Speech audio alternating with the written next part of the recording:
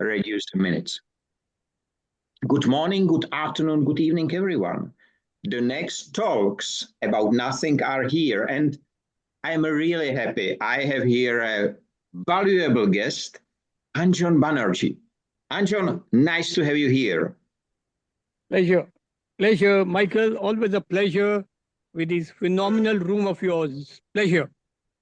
Thank you. We have, as you can see, we have here Charito as well, maybe listening, not sure, because it's not usual, but let's see. So you have been right now, you return from Nepal and from holiday. How was it in Nepal?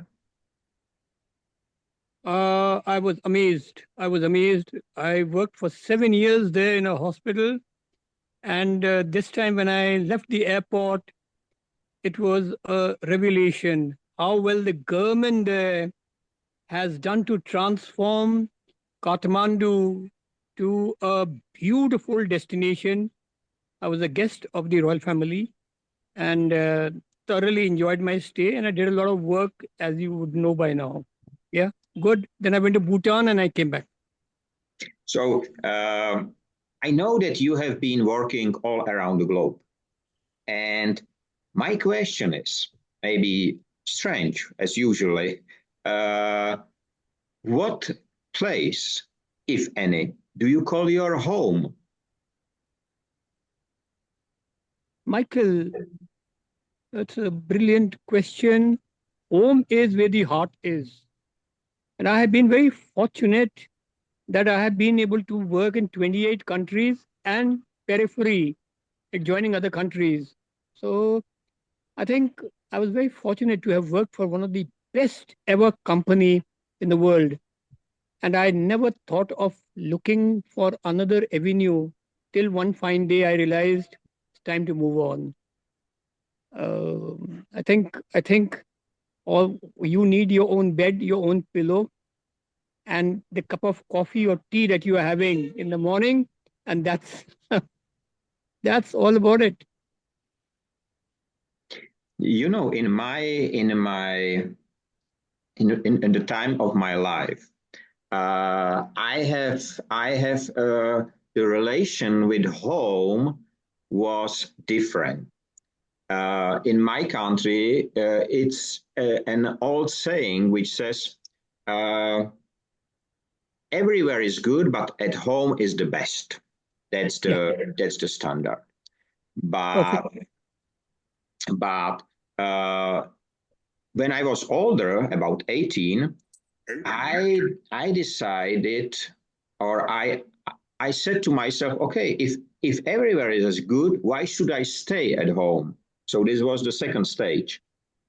But when I grow somewhere around 40, it was different because at that time I realized that everywhere where I feel good, I call this place my home. And this is exactly what you just described. And this True. is Very, very true. why the planet is the home. Because when I right now go to your home and visit you, I can simply go to the kitchen, I will make me a cup of tea, and I will feel like home. And I'm sure Yeah. the same will be with you coming here.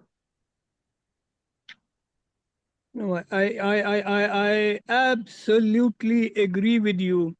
You know, unlike people who remain put and stagnate, that is not life for me. I mean, Michael, you'd be amazed. I work 14 to 16 hours a day.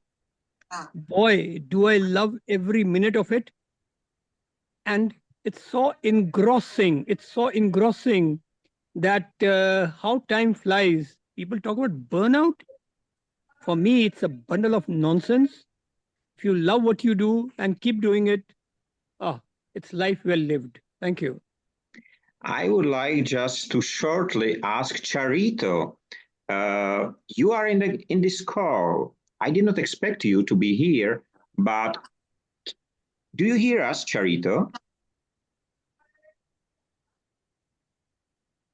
Because I didn't send a link to anyone else than you.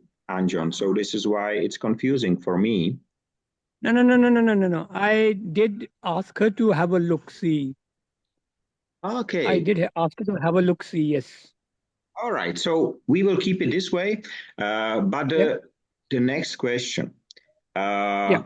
We say, or at least I feel that when I go home, it's all the time the trip is shorter than when I leave home. So if the destination is from home to somewhere and then I come back, it's shorter.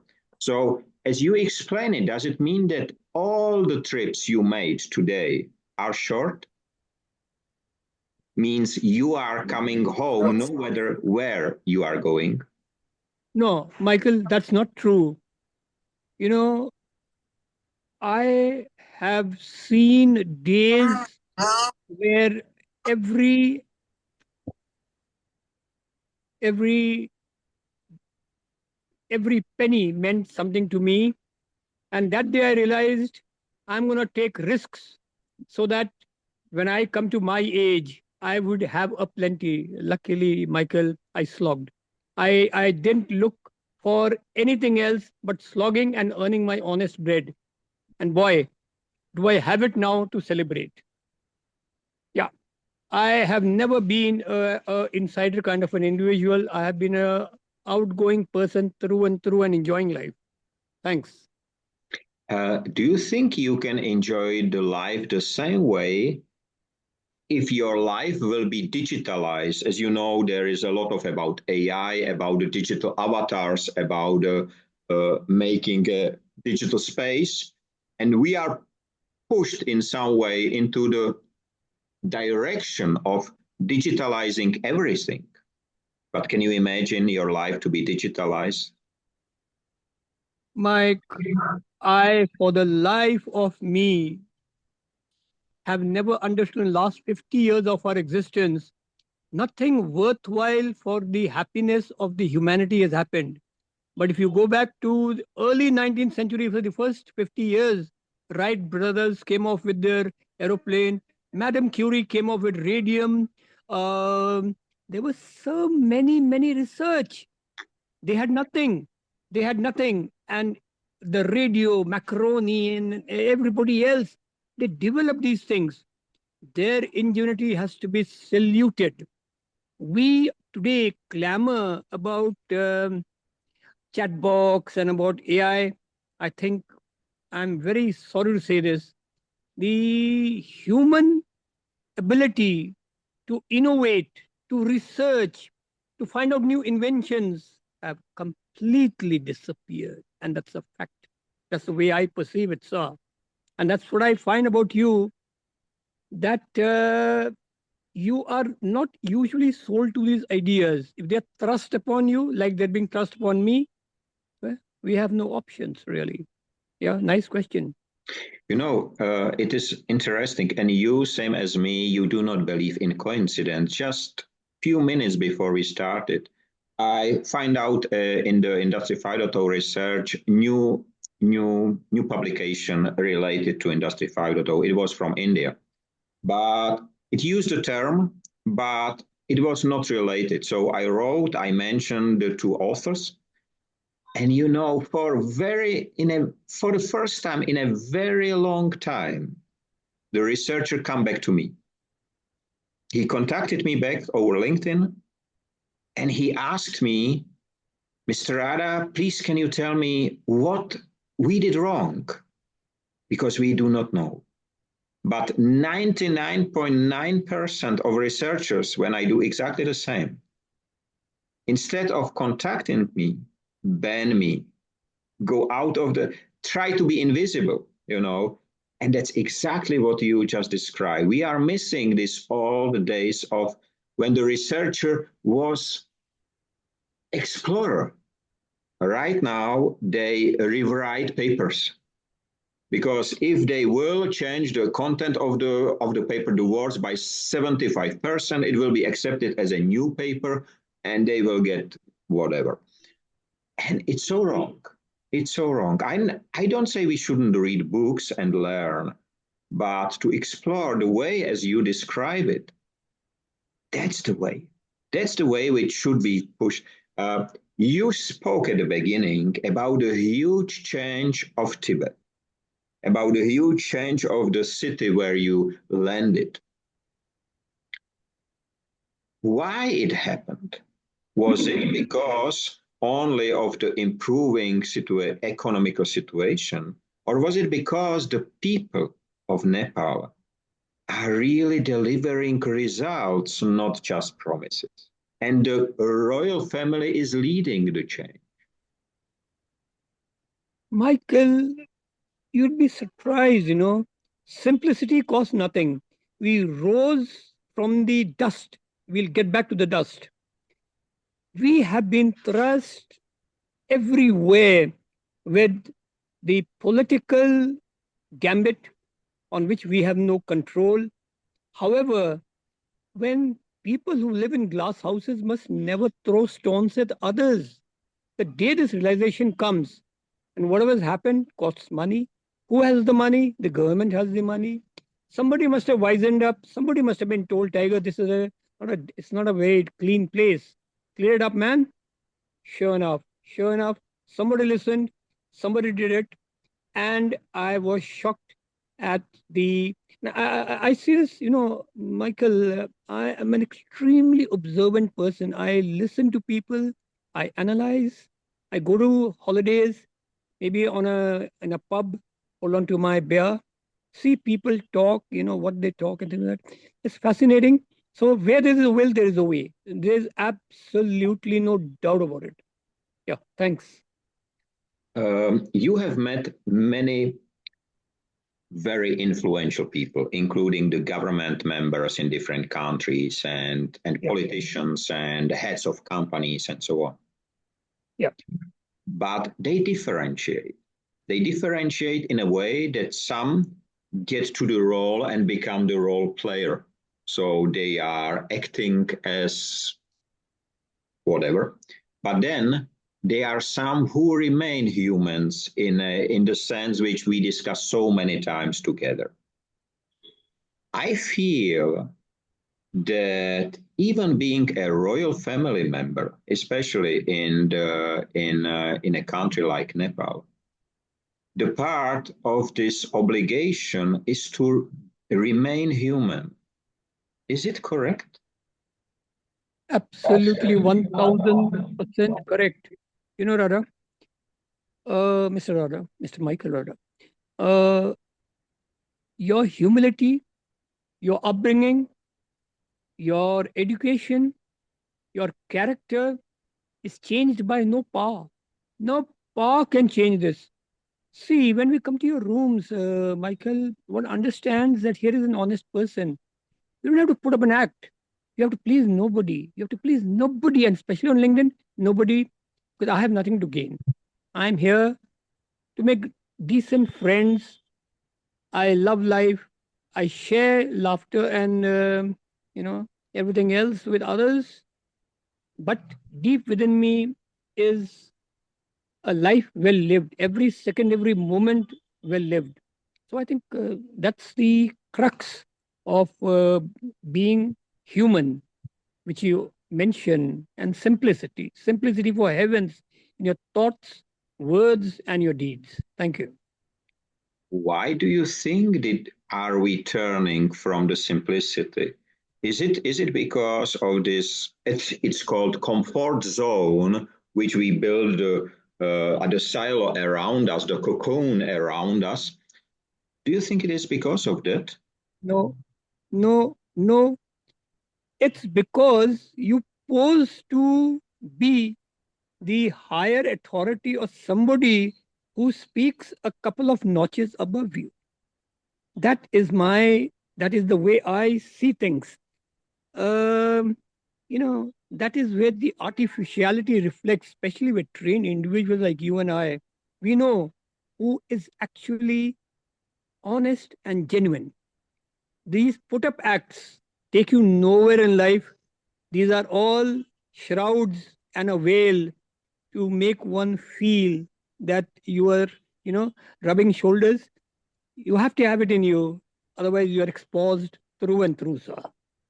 But it is connected to the way how people are uh, educated in a family, educated in the schools, in the systems.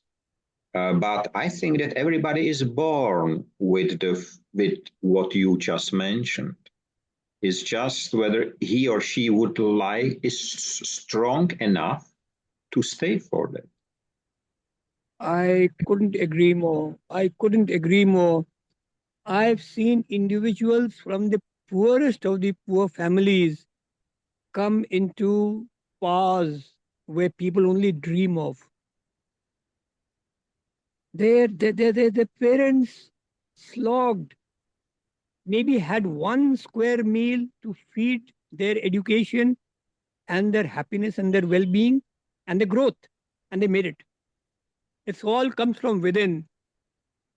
I think it's nice to lead a life where you've seen poverty and risen, where you value money.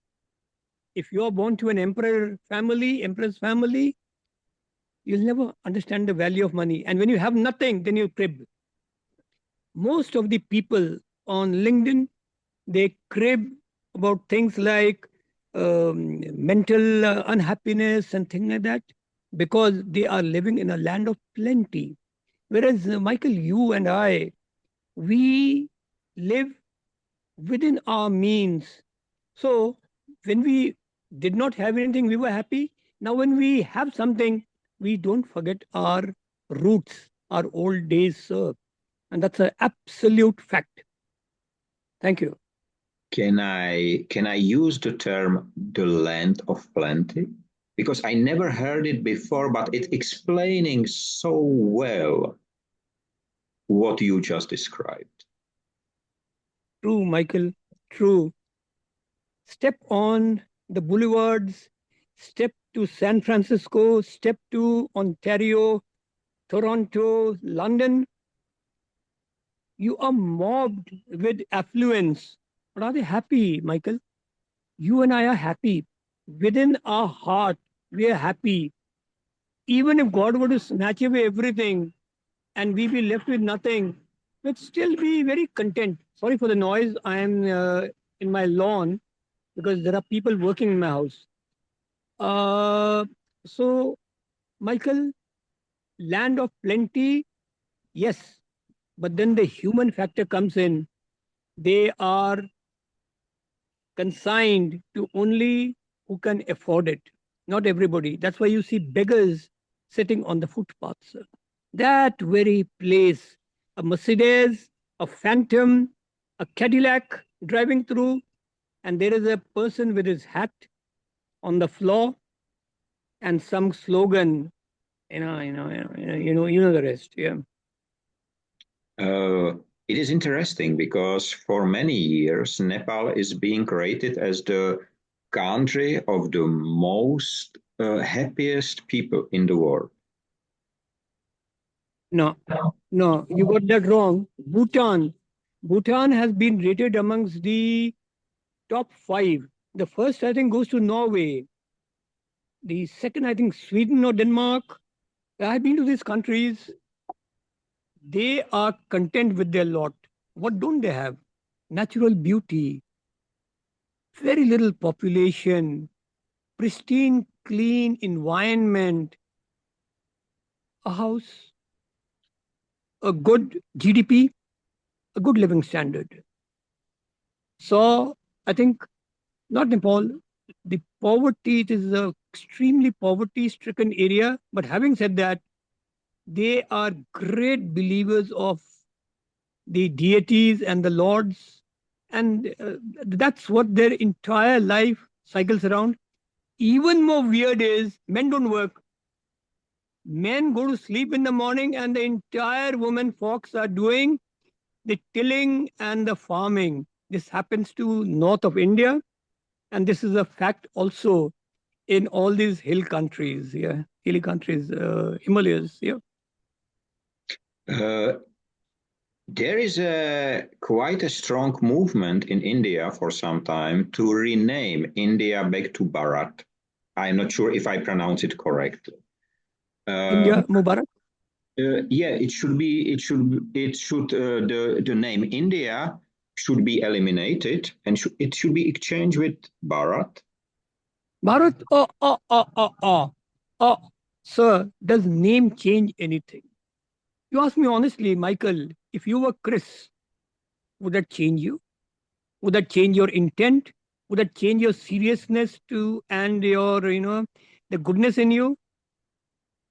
All political gimmicks. Everybody clamoring for a chair.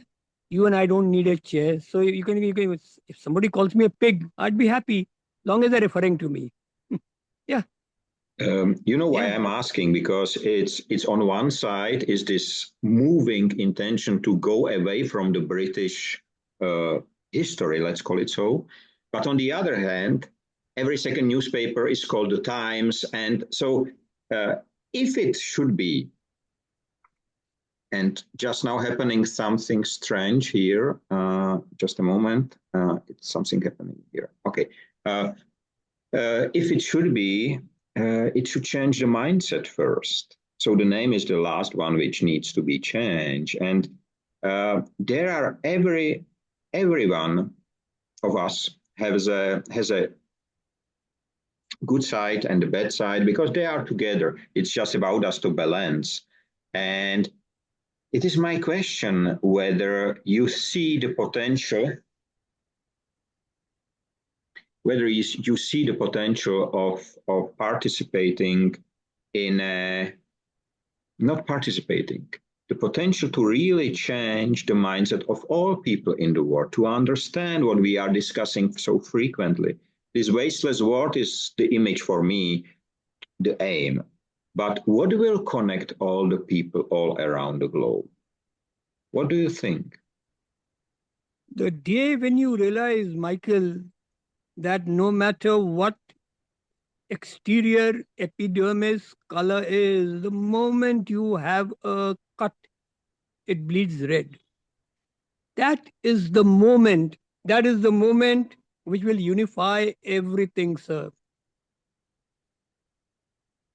I still feel that the medieval times were very, very nice. And to add to this, Michael, who knows our fathers and ancestors, we could have had the same ancestral lineage, you know.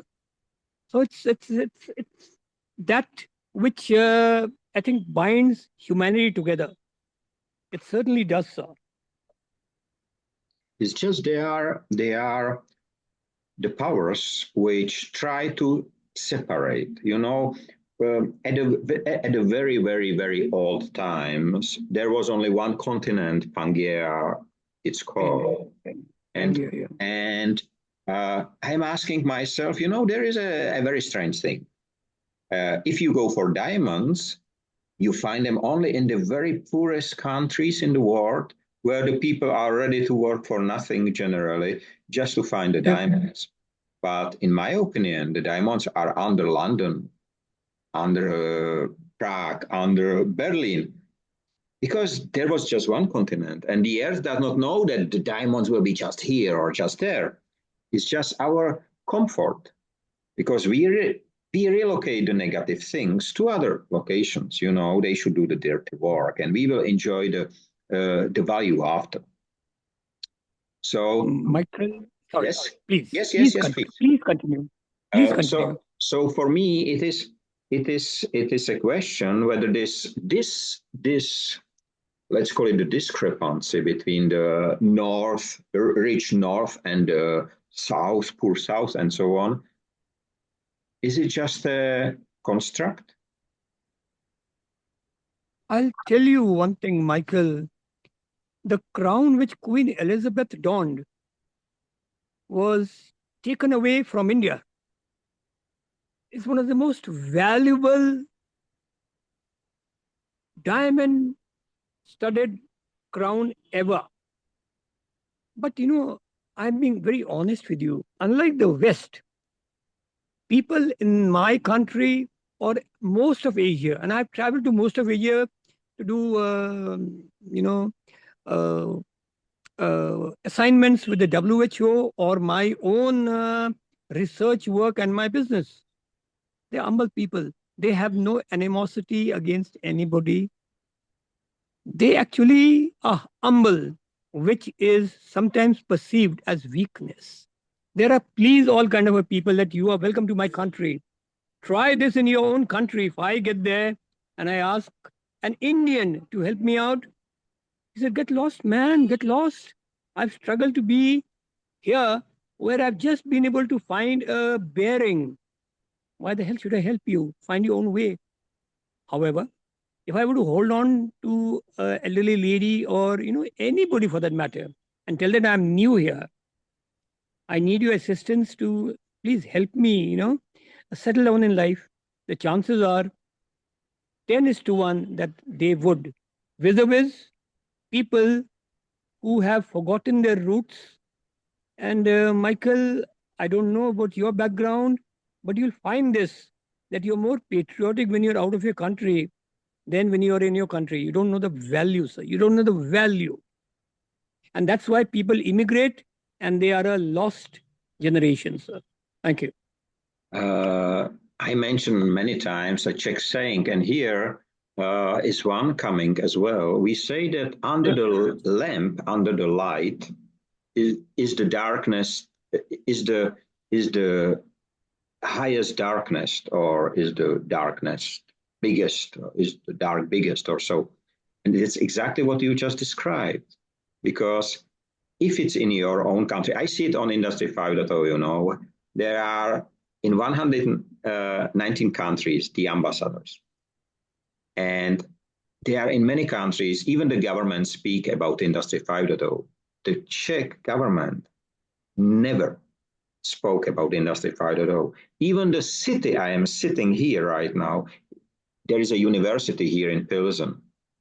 I delivered keynotes on more than 750 universities on all continents. And this one, which is 2 kilometers away, never. And there has been only 3 in my country. So I do fully agree what you just described, because we do not value what we have. We started to value only what we can get. And that's the wrong part. Sorry, I had to get away from the sunshine. Yeah, when you have it, Michael, you yearn for more. When you don't have it, you are yearning for only what are the basics of life, sir. And that is an absolute reality. Absolute reality. Was there something, when I coming back to your current visit to the royal family, was there something which really surprised you?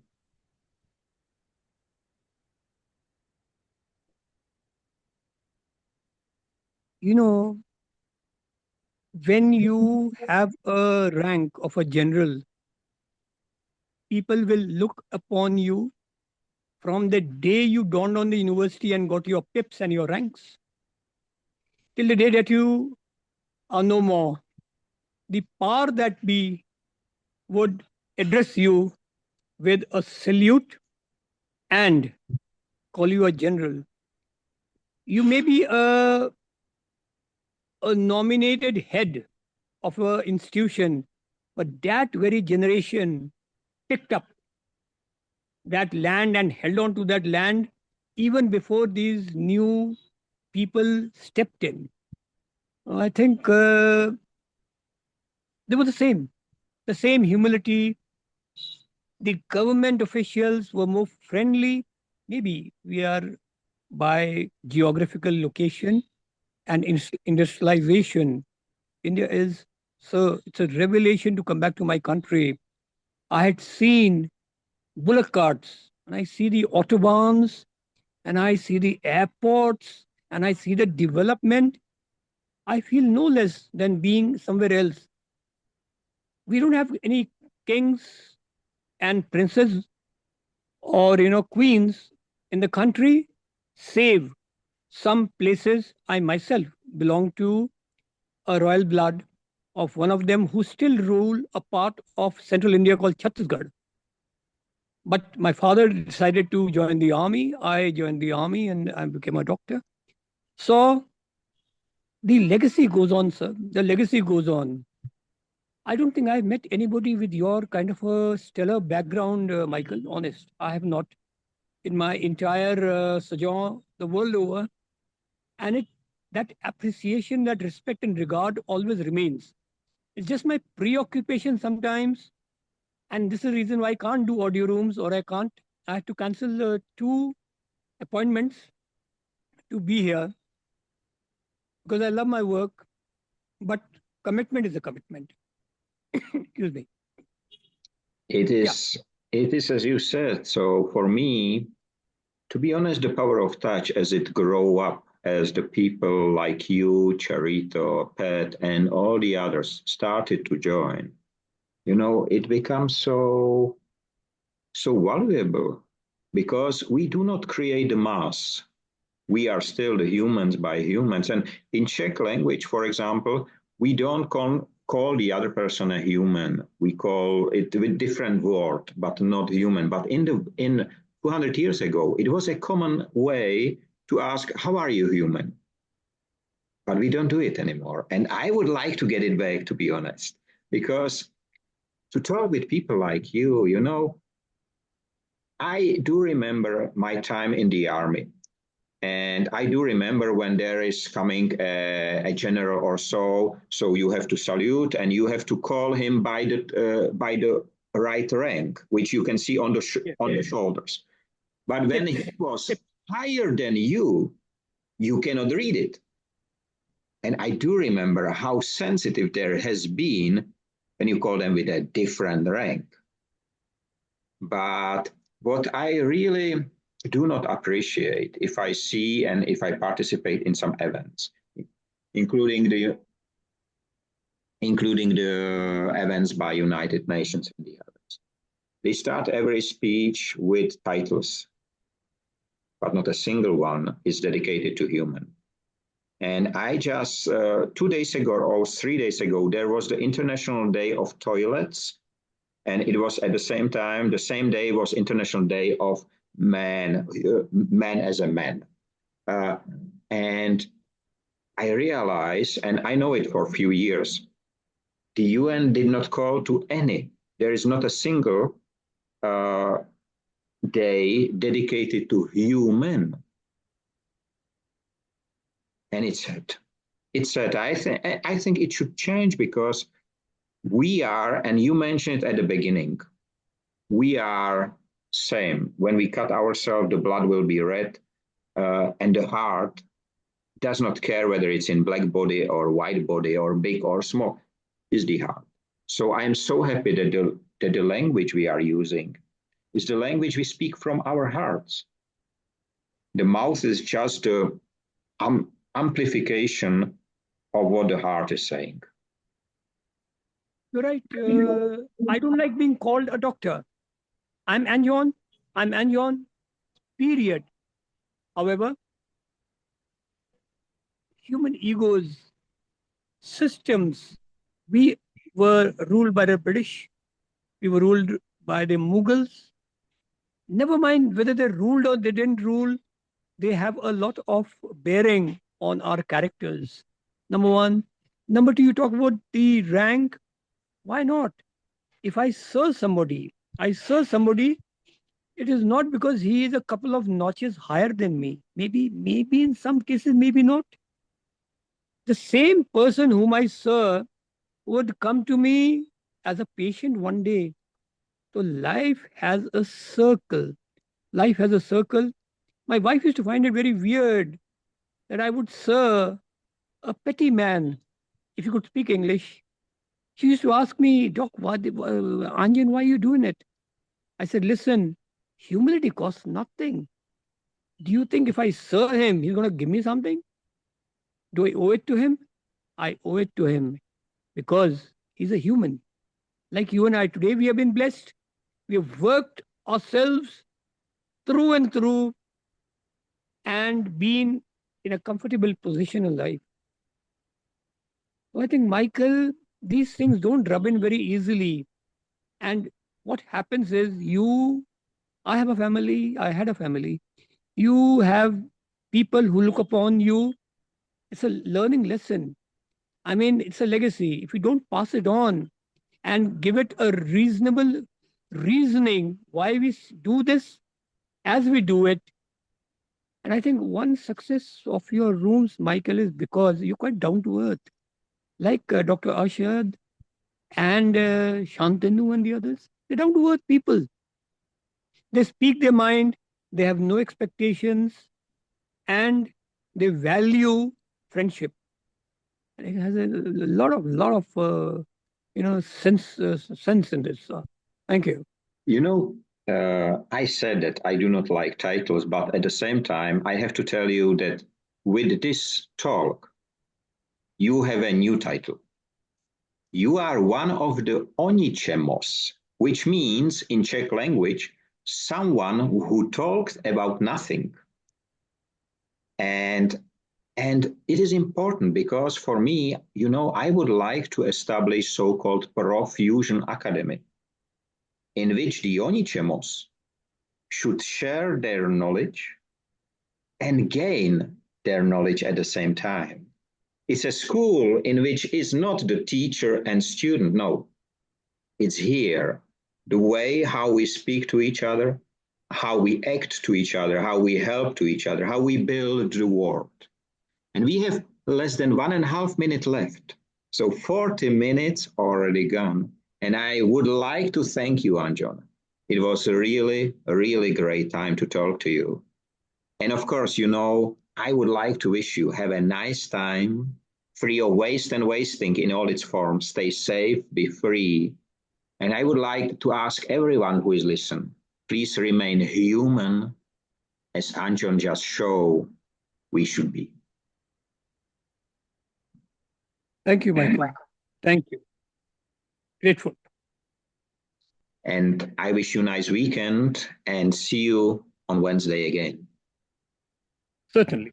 Be a pleasure. Bye. And bye-bye, Charito. Adios, amigo.